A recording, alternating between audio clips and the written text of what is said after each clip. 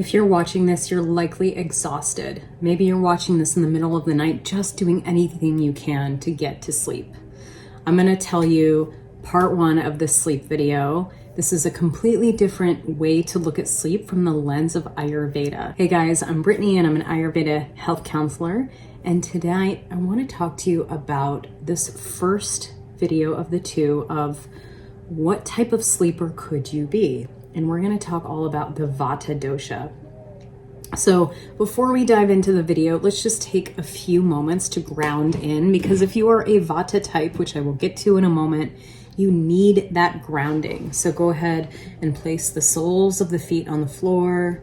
Take a nice deep breath into the diaphragm. Exhale. Inhale. Exhale. Last deep breath here. Inhale. And as you exhale, bring that breath down through the soles of the feet, grounding into the floor below you. All right, so let's talk about Vata. What is Vata? Vata is one of the three doshas in Ayurveda. And Vata is the combination of the air and ether elements. And so Vata people, so whether you have a body type that's Vata, you could check out my free training below to learn a lot more about all three doshas. So you could click that link, watch the free course. But essentially Vata people are a little bit lighter in terms of not being as grounded. They have a racing mind. Maybe you struggle with anxiety or stress or even ADHD, forgetfulness, or your mind is just constantly racing. And so this can also show up in the body as dryness, not being able to focus, and this sense of dryness and also coldness is what can keep us up at night, especially in the dead of winter, which we are in right now as I'm filming this. It's a very dry time of year. We are in the crux of Vata season.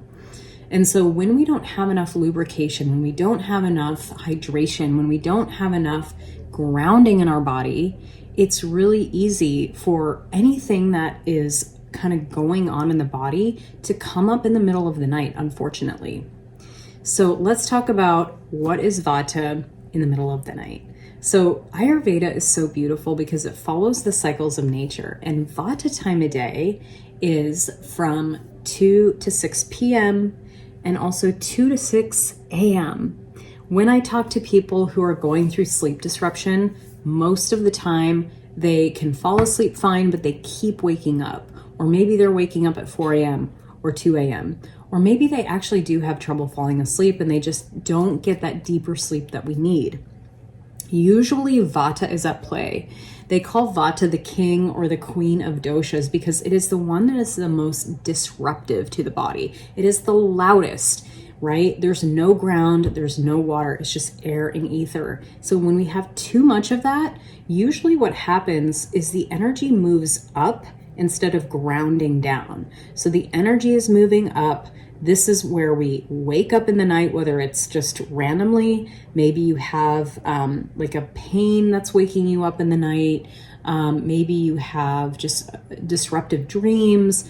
You don't really know why you're waking up and you can't really feel that sense of calm. This is Vata at play. Now we don't need to see this as a bad thing. So first things first, when you're having sleep issues, it can feel like you're in a battleground. And I have firsthand experience with this. Otherwise, I wouldn't be talking about it, right? It could feel so frustrating. It could feel depressing. It might make you feel more anxious. And then you're just searching for tools in the middle of the night, making your mind spin even more.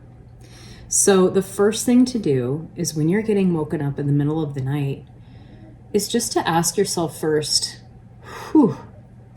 what's going on here, right? Instead of going into that reactive mode, first going into what's going on here.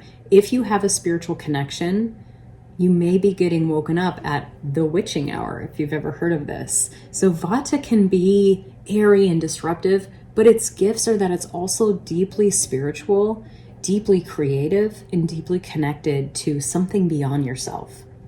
And so ask yourself, why am I getting woken up? And maybe you can ask your higher self, you can ask God, or whoever it is that you find in your sphere in terms of a spiritual connection. This is a great time to get your journal out. There might be a message here for you, right? So that's kind of a nice part of reframing that insomnia doesn't always have to be bad. Maybe there's a message here for you. Now, if you're just getting woken up all the time and you've tried that and you're just plain old frustrated, let's look at what is going on in your day-to-day life. Do you have a lot of stress going on? Do you feel a lot of dryness in your body? Do you have a lot of anxiety going on in your day? Usually when we're getting woken up in the night, there's a reason for that.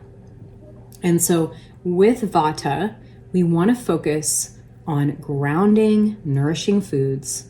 We want to focus on regularity, and we want to focus on having a consistent routine. This starts from the morning to night. So not just a nighttime routine, that's really important. This is also our morning routine. When are we eating breakfast every day? When are we waking up? When do we have our meals? Are we getting enough warmth and grounding in our day? You may not be having enough protein or warmth in your diet or fat. So the first thing I tell people when I see clients is start drinking warm water, especially in the wintertime. We want to warm up the body because Vata is filled with air and it's very cold in nature. So in Ayurveda, we find the opposite remedy to be the remedy. So if we have too much air and cold in our body, we want to bring more warmth. So number 1, drink warm water throughout the day. Number 2, befriend healthy oils that you could put on your body. So during the winter time, sesame oil is a great natural oil. It's thick. Ayurveda loves sesame oil, even better if you can warm it up. So what I love to do before bed is I like to rub warm sesame or even just regular sesame oil on the soles of my feet. I put socks on and make sure I'm warm. You can also rub it on your earlobes, and that's going to help really relax you. I also like to do castor oil packs. Now, we're not going to get into all of that today, but that's another sense of oil and warmth that you can put on your body.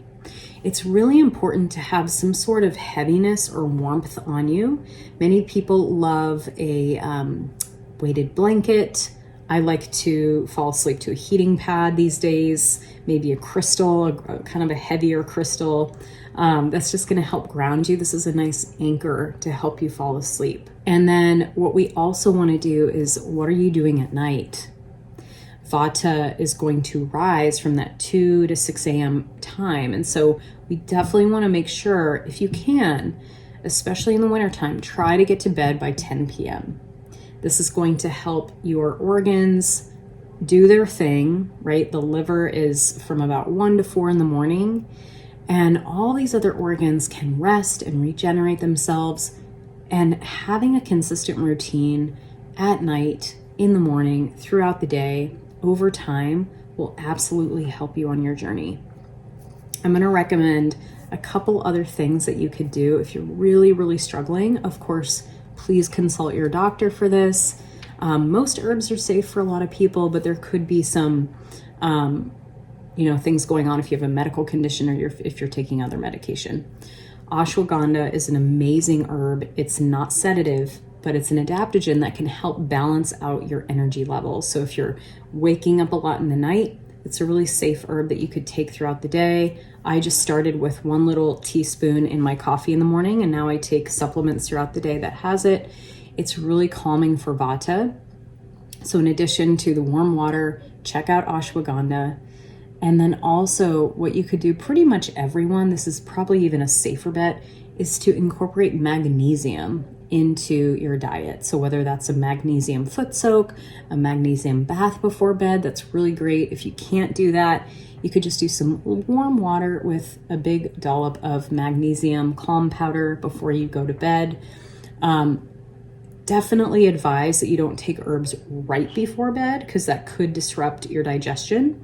But if you could take it, an hour or 2 hours before bed, you're in a good place. Now, these are gentler herbs, so you may not feel it right away, but if you're consistent with it and you take it every day, you'll notice a lot of shifts.